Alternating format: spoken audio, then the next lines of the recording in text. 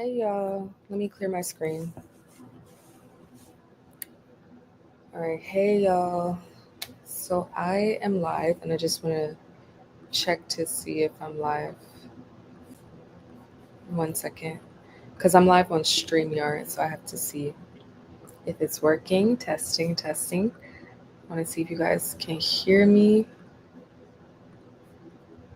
Let me see. Okay, it's working. Okay, it's working. And let me just check on the other account. I'm live on two accounts, Incendiary Balloons and Incendiary Balloons Media, which is both of our accounts. But I just want to say hi. I want to welcome everybody. Today is the second day of the new year. Today is January 2nd, 2025. And look how far we came just to make it here. That's, sorry. I was checking if the live was working. But yeah, look how far we are. Look how far we all made it here. This is amazing. It's amazing to be here. I can't see the chat because I'm in StreamYard, so I don't know if you guys are commenting. If you are, I want to say hello. I want to say welcome to everybody. Thank you so much for watching. Let me see if I can try to pull up the chat. I don't know. Oh, okay, yeah. I'm a shop machine. Okay, cool. So I think I can see the chat now. Now, I want to say Happy New Year to you guys. And today I'm going to be talking about a really very important topic. So, modern day performative activism and why it is stopping us from making real world change. Now, let me just explain what I mean by this and what I mean by performative activism, right? So, I'm not talking about the traditional performative activism where like somebody is basically like branding themselves as an activist. I mean, that's just obvious and that's known, right? Like that's where you get into territory that borders on, just voyeurism and just kind of building a brand off of activism. That's doesn't need to be explained. It's seen, it's clear, it's out there. But what I'm referring to is something a little bit different. It's like a new Gen Z. I wouldn't even call it activism, honestly. I want to change this title because I don't consider this activism. It's a new form. Oh, sorry. Hold on 1 second. I'll be right back, guys. I have to close my door. Hold on.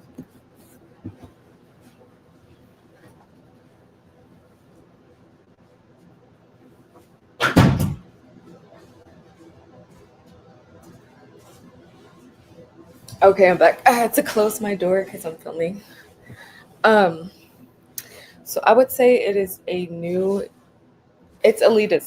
And I'm gonna change the title of this video because it's not activism, it's modern elitism and why it's stopping you from making a real world change. And I say elitism because I notice a lot of Gen Z kind of suffers from this same problem when they get involved in talking about human rights or world issues. So let me give an example, an antidote to example. Let's say that you have somebody who is posting on TikTok and they're posting, hey, I'm organizing in my community. I am doing mutual aid in my community. I am making, I don't know, let's just give an example of like, hey, my community suffers from food insecurity. So I am providing food security through um, through fridges, right? Through communal fridges, through neighborhood fridges. I'm setting up communal fridges in the neighborhood where people can just take things, right? And maybe they post themselves like putting that into the fridge, which is great, right? They're actually doing real work in their community. They're organizing, they're really doing real work in their community. But let's say what you always see tend to happen is that you'll have somebody else from that space. Like you'll have somebody either, whether it's in the comments or whether it's in real life, like somebody else who is quote unquote also doing work in their community or involved in interest in activism and causing change and whatnot. That person, the second person, will come and they will literally be like, they'll watch the video and they'll dissect it and they'll be like, oh, but you're wearing a Shein outfit. How are you building community fridges, but you're wearing a Shein outfit and they use slave labor or child labor in they use slave labor and child labor in China. They're it's modern day slavery with the Uyghurs. Now my issue with this is I feel like this is just a form of elitism where it's like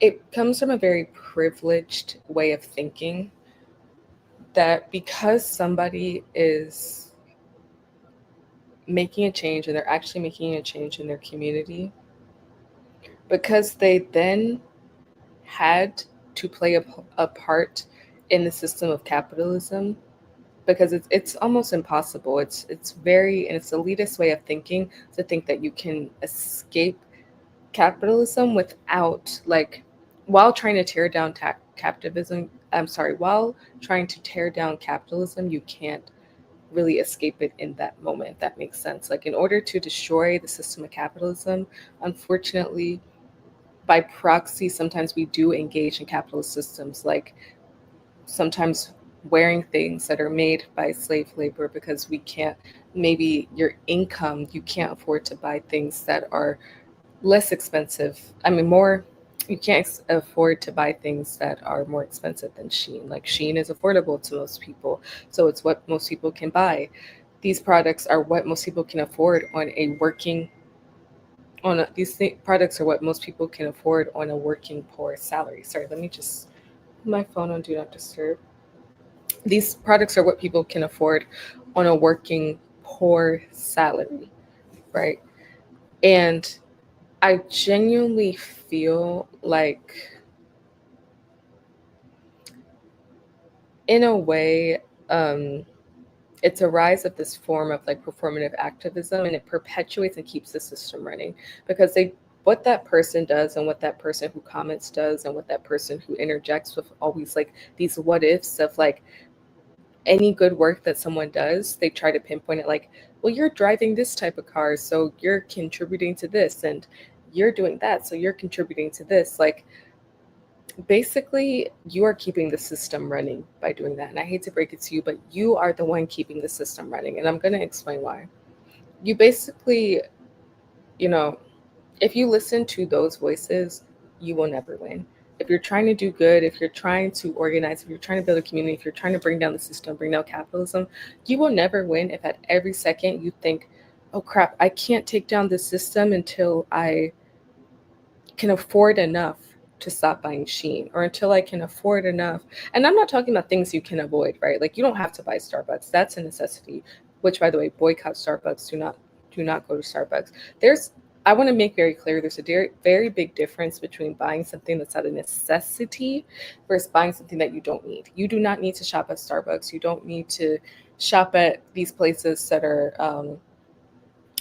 pro IDF. Like a lot of those are just added on things that you don't need to get for your life, and you can't, they're easily avoidable. But I'm talking about basic necessities like clothes, food, and I don't mean food like Starbucks. I mean like groceries to live and survive, right? You can actively choose which groceries you buy, which I recommend everyone does. But I'm talking about something very, very different where you have people who, anytime somebody does something good or makes a stamp in a movement, they always come and be like, well, actually, I see that they did, they ate, I don't know. I see that they're not thrifting, so they're not living sustainably and they're hurting the environment. So them organizing their community, it doesn't mean anything until they start living sustainably and also helping the environment. If you listen to those voices, you will never win because you'll never be able to take any real action. You'll never be able to make any real action because those voices are waiting for perfect conditions to start a revolution. And a revolution does not, it can't start under perfect conditions. That's the whole point of a revolution. If we had a choice, if we could afford to thrift, which nowadays thrifting is so expensive, if we could afford to thrift If we could afford these things, then what would be the need for the revolution, right? A revolution is something that is immediate and it needs to start now. No matter what the conditions are, we need to start that revolution. And in order to do that, some revolts and changes have to be built with the tools that we have available. Like, I think Karl Marx says something when describing capitalism. In order to bring down capitalism, sometimes you have to participate in the system. And I don't mean be a part of the system, don't be a clog in the machine, don't perpetuate the system. Obviously, still do the work that obviously still do the anti-imperialist work and the anti-colonialist work that you're doing. I mean, sometimes in order to stop a system, it's kind of like you have to you can't stop a system without clothes on your back, without basic needs, means, and things of survival. Basic means of survival. And many times, those basic needs of survival are only brought to us through systems of capitalism that unfortunately result in exploitation of other places. And that's what we're working to end. But it's almost impossible to not engage with that while trying to end it. So I think it's in a very elitist and very kind of like wealthy standpoint to think that you can just disengage from basic means of survival and ultimately kill yourself and have no impact and not have any impact and not make any movement because you're so worried about what if this, what if that, what if this, what if that, instead of just really actively going towards your target of how to pinpoint and how to tear down the system. So, and I want to say something. There's this quote by Audre Lorde, which is my favorite quote, which is the master's tools cannot dismantle the master's house. We cannot use the systems that oppress us to tear down the master's house.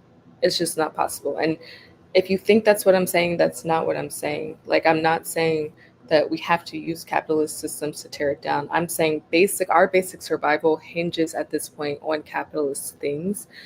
And unless you're ultra wealthy, you can't really escape getting those basic necessities and basic survival from those places. So, um, and it's very, very different. I'm not talking about things like necessity, like you buying $1,000 haul on Shein or things that you don't need. I'm really talking about basic real life toothpaste and stuff like that you need to survive.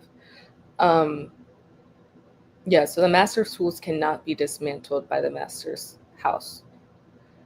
We have to find outside tools. And the tools that we're going to use to take down the system are going to be unique. Like I said, it's going to be unique outside tools for a greater purpose. But that doesn't mean that unless you have the luxury to completely disengage from a system for your basic means of survival, which would be absolutely perfect and ideal. Typically, in order to create your own tools to dismantle the master's house, basic means of survival have to be met. So I think the people who are constantly saying, like, you can't do this, you can't do that to start a revolution, those people are agents of a much greater system. And this doesn't mean, I want to be very clear, this does not mean to abuse the system.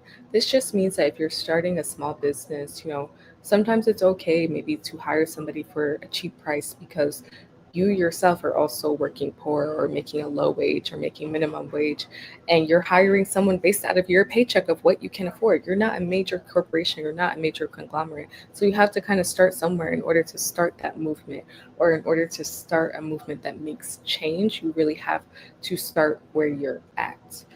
Um, and maybe you can't afford to pay them these huge rates or these huge salary rates, but that doesn't mean that you're exploiting labor conditions or whatnot. That just means, like, you're barely making minimum wage yourself and half of your paycheck is going to this person. So you're doing what you can within this system to hire and build a team and expand to make real world change. So that's just one example, but this applies to everything. And I just want to basically end on this message that there's a lot of elitism in a lot of different spaces, and it leads to a lot of performative activism where people are not making any change. They just on the surface want to say, I didn't do this, I didn't do that, I didn't do this. And it's kind of like, well, what did you do? at the end of the day? What real change did you make within your community? What mutual aid, what organizing, what is the real change that's being done? And not just what it looks like on the surface. So, yeah, that's my conversation for today. And I'm super, super excited to go live tomorrow. If you guys ever want to comment and give me like topics that you want to talk about, hey, someone's in the chat. I can't see who joined, but I want to say hi and I hope you're enjoying the show. And not just the show, but I hope you're having an amazing new year. But yeah, I just want to say thank you so much for watching. And I am so, so excited for this new year. I'm going to go live every day talking about a wide variety of topics. So just let me know, like, whatever topics you guys want to hear, I'm here. See ya. Bye.